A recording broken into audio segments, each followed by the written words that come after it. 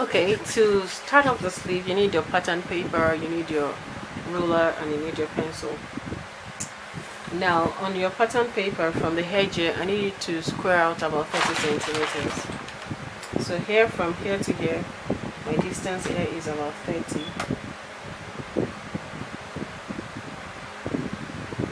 I'll just give that a dot. And then look for the middle. Here is my middle, meaning that from here to here is 15. And from here to here again is 15. So I'm just going to square this off. Okay, so initially we measured 15 here and 15 here, making 30 centimeters, and then we drew it all the way up. Now, to know where this should stop, put your tape here or your ruler and try to pivot from this point here and mark 15 round. So if I get a clearer tape, I'm just going to put my 15 right here. That's 15, and I'm just going to keep moving and dotting to have a semicircle. And when I'm fine with what I have, I'm going to connect and then fold this on this so that I can just easily trace and not have to mark all the same on the other side. So this is what I have. I pivoted from this point here, and I pivoted on 15 round. So if I just trace this out with my marker so that you can see it clearly, this is what I have. Now I need to replicate this on the other side as well. So the easiest thing for me to do is to fold this and then use a tracing wheel to do that. In the meantime, this is all I need for now, so I'm going to cut this paper, this excess paper away so that I can work with the main focus. So in the meantime, this is the excess paper, and I'll just put exactly what I need out of it and keep that away. So I need to transfer this line so that it reflects on the other line.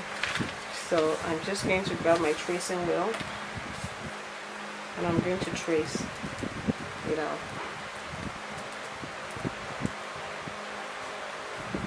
So, all things being equal, I should be able to see the line here, and I'm going to highlight it now. Okay, so and when I do this, after doing this, I'm going to cut off the remaining excess paper because I know specifically what I need now, which is this. So I'm going to cut this off. Alright, so this is what I have here now. And on this line here, I need you to, let's label for clarity. So I just call this angle A. On this line here, I'm going to call this B, the top edge of it. And so from B, I need you to measure down 4 centimeters.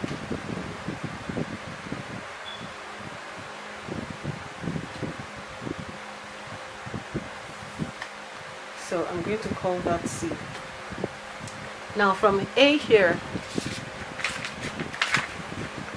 I'm going to make a radius of about 3.5 centimeters. What that means is A is my pivotal point, and I'm just going to mark 3.5 round that point.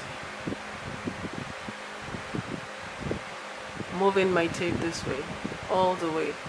So 3.5 here, 3.5 here, and 3.5 here. And so this is the radius of 3.5 centimeters.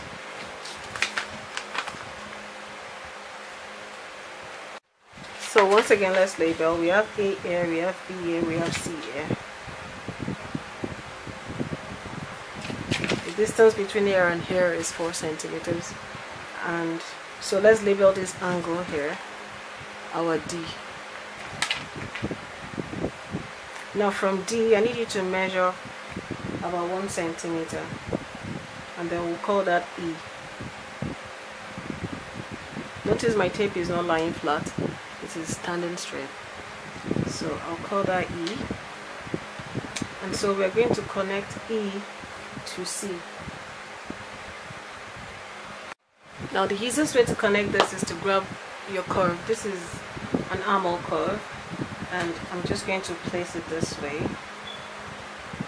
and connect it. I need it to look like a crescent of some sort, and so I'm going to connect this point to this point. Now you see what we've done so far here. I'm going to fold this once again, and I'm going to trace the line so that it reflects on the other side. So I've done that right now, and I traced and I used my pencil to trace out the line that I used my tracing wheel to transfer. So the next thing is to grab your tape and measure along this line about 8 centimeters. Now this is the sleeve opening, while this is the cap sleeve. So that's 8 centimeters there, and I'm just going to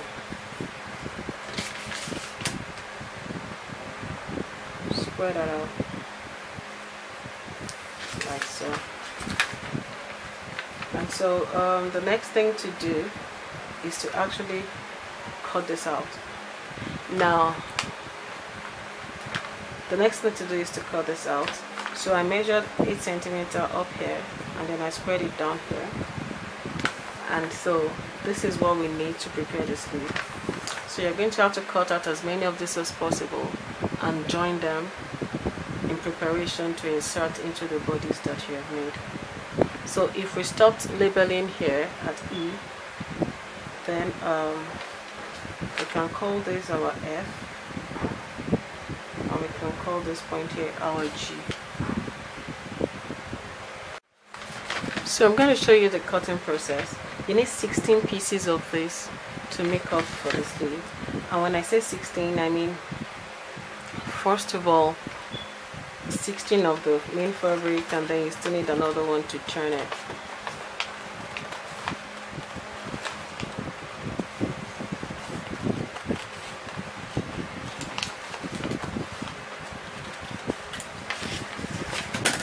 So this is what you're going to have. Now if you want a bigger effect or some more volume, then you can play around this and make it wider. But for the purpose of this stitching, this is it. And so you need about 16 of this. Okay, so this is the crescent sleeve, and if you look here, I've got 2 shades of stuffs in front of me. This is the pattern itself, and when you place it like this, which I've done, I have simply added seam allowance around this and cut out these pieces here, right? So you had seam allowance on all the angles, and here I have my seam allowance. You replicate the same thing on the others as well. Now what I have here is actually a stay, and it's actually color stay, right? And then I cut it out in the exact size of this, not this, because you don't want the stay running into your seam allowance. It's going to be heavy and you might have to end up cutting it off. So I used the pattern to cut this without seam allowance. Now a stay usually has a gummy side, so this is the gummy side, kind of shiny, and this is the dull side. Now you have to use your own discretion depending on the fabric you're working with. Now this fabric is quite, you know, soft, not like totally soft, but I just think this will give you more volume and definition, hence why I'm using a color stay. A regular interlining might just have worked, or maybe you just double that, but just so you know, if you are working with a fabric that is thick, you might not even need this at all. Yeah.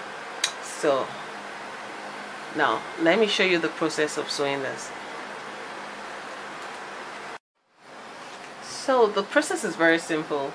You need, like I said earlier, you need 16 on each arm. So 16 meaning 8 of the normal, 8 of the other, one hand, and then 8, and then another 8 to face each piece on the other hand. So the sewing process is quite easy. You just need to, now this is my right sides together here, and this is a stay added here. You don't have to add the stay depends on the fabric you're working with. It might just be regular interlining you would even use, and you might need to really stabilize and use stay on both sides. It's totally up to you. So these are my right sides together here, so my wrong side is facing me, and the first thing you need to do is to pin this in place all around.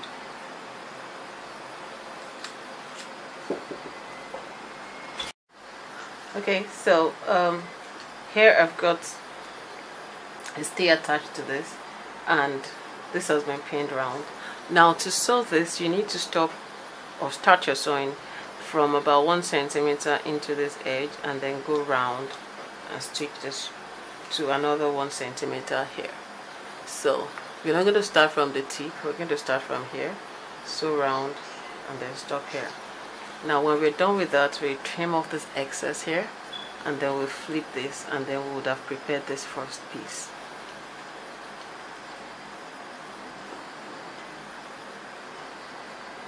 So I'm going to go ahead and join this, and then I'll show you the outcome. So I'm using contrasting thread just so that you can see what I'm doing clearly. So I'm not starting at the right.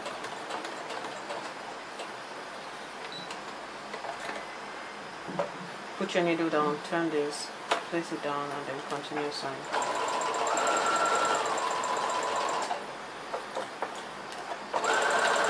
I'm trying to avoid sewing on the stay, as you can see, to avoid bulk.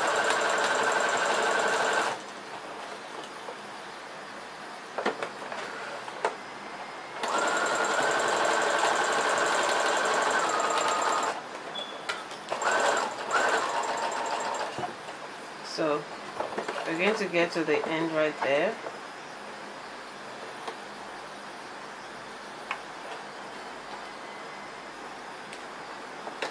Flip again, and then so this time around I'm not going to get to the end again. I'm going to stop just about 1 centimeter into that.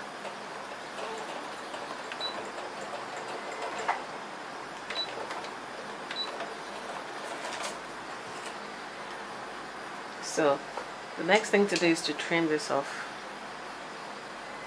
and then flip.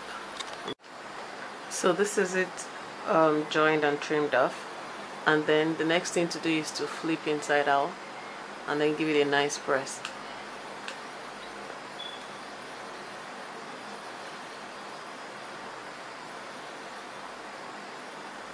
And you have this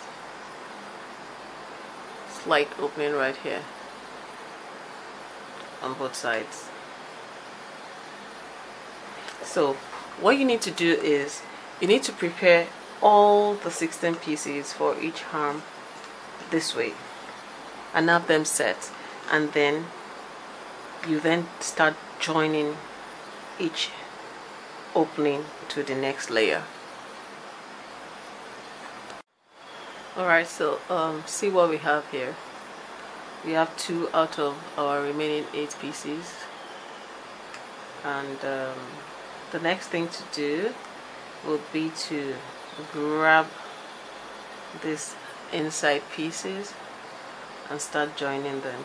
So the other layers too, you grab this and the other one and you join till you form your full sleeve. So if I hold this together this way, you should have started seeing it forming and taking shape.